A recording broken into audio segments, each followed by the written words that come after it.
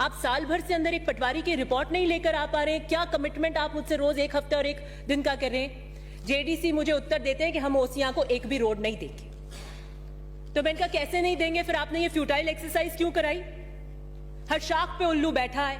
मुझे लगता है उन्होंने इस शेर को बहुत सीरियसली अडॉप्ट कर लिया और उल्लू बनाने की ये प्रक्रिया करते रहे, हमारे साथ मीठी गोलियां देते रहे। ये सरकारी अफसरशाही जनप्रतिनिधियों को गोली देने का काम कर रही है। ओसियां से आपकी कोई आय नहीं है। पास्ट में ओसियां से जेडीए को स्वीकृत हुई है सड़कें, वो कैसे हुई?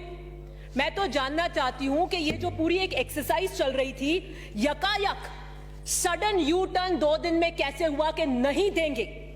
तो क्यों आप हमसे वार्ता कर रहे थे? क्यों आपने अपनी टीम्स वहां गांवों में भेजी? क्यों आपने रास्ते के पूरे रूट देखे? क्यों उनके एस को आपने कर दिया? क्यों आपने एफएस किया? ये फ्यूटाइल एक्सरसाइज क्यों करवाई?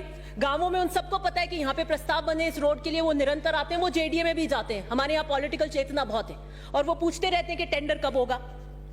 क्यों आपने किया? और अगर जो कंसोलिडेटेड फंड 44 रोडों का लिया गया उस वित्तीय वर्ष में, वो अगर इन रोडों पे एग्जॉस्ट नहीं किया जाएगा तो किधर एग्जॉस्ट किया जाएगा? उस फंड को क्यों और किसी और जगह क्यों यूटिलाइज किया जाएगा? दिस इज बिकॉज एक जेडीसी से दूसरे जेडीसी, इस टोपी की इस टोपी, उसके टोपी उसके ऊपर, अरबों खरबों की संपत्ति है वहां पर। But I believe that this decision by the JDC to tell me that not a single road will be given to OCI is a manipulative behavior according to political revengeful attitude. ऐसा क्या हो गया 2 दिन में? प्रगति report 15 दिन पहले आज आप कह रहे हैं कि नहीं देंगे। तो आपको साल भर पहले नहीं पता था? आप हमें 2 साल पहले कहते थे, हम उसके लिए और कोई रेवेन्यू सोर्सेज ढूंढने की कोशिश करते कि हम उन रोडों 6 महीने पहले, आज आप मार्च में हमें कह रहे हैं कि हम नहीं देंगे। उधर आप 10 करोड़ के प्रस्ताव ले चुके हैं हमारे से मिसिंग लिंक में। कहां से हम इनको 44 रोडों को एडजस्ट करेंगे? सच बात पूछिए तो उन्हें एक दिन महफिल सजाने का शौक आया। सच बात पूछिए तो उन्हें एक दिन महफिल सजाने का शौक आया। मैंने देखा कि क्या हुआ यकायक इन 2 दिनों में।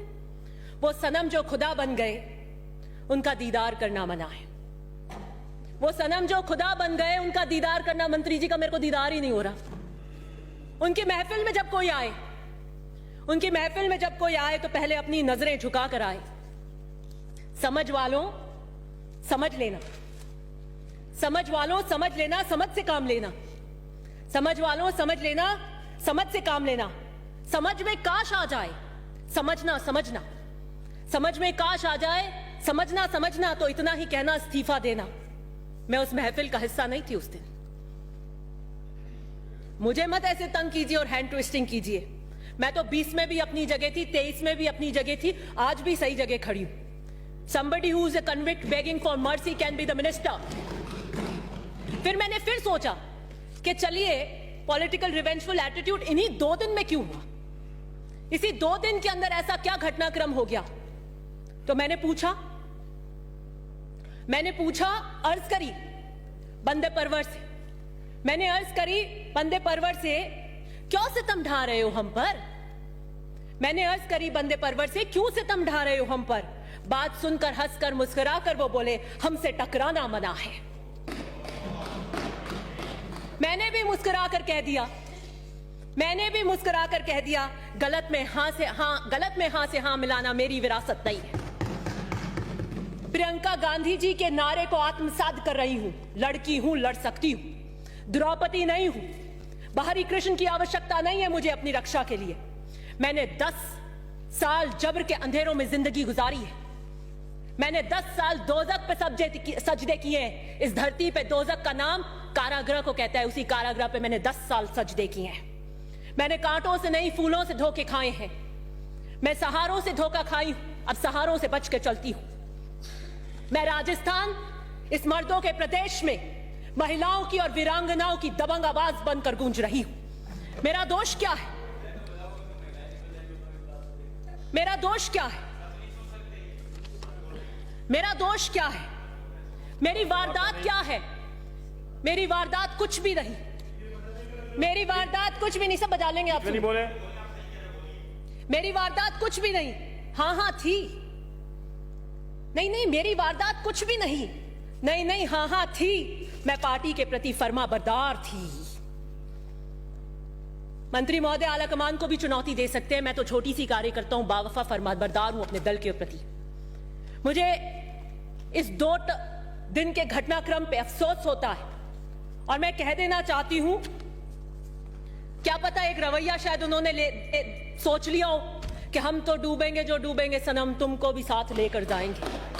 तो मैं नहीं डूबूंगी, मैं तो पहले भी नहीं आई थी। राठौर साहब ने बिल्कुल कर दिया। मैं तो रंधावा जी को धन्यवाद देना चाहती हूं जो रिट्रैक्ट कराए के सारे इस्तीफे, नहीं तो आज मंजर कहीं कुछ और होता। मैं तो उस वक्त भी साथ में नहीं थी। गुर्जर कितनी दिल की गहराइयों से आपको चाहते हैं यह सर्वविदित है। मीना समाज के कद्दावर नेता को आप आतंकी की समान उपाधि देते हैं। जाट समाज की बेटी मंजू को नाते के नाम से लेकर आप चरित्र हनन करते हैं। ये तीनों गुर्जर, मीना और जाट खेतियार हैं और कांग्रेस के मूल वोट बैंक हैं। 45% से ज्यादा राजस्थान में इसका हिस्सा है।